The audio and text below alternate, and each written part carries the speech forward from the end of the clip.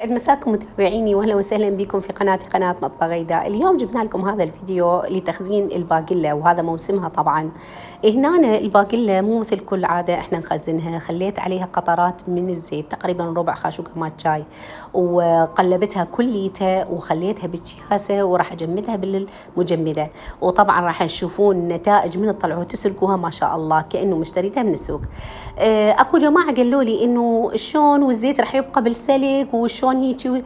اني سويت لكم مثال انه هذا سلقت منها وشوفوا المي مالتها شلون صافي، لان اني خليت لها قطرات زيت بس بدون غسل، لكن من طلعتها غسلتها وسلقتها وشوفوا شلون ذايبه ومستويه الى درجه.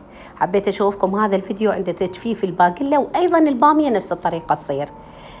تابعوا هذا الفيديو وشوفوا التفاصيل.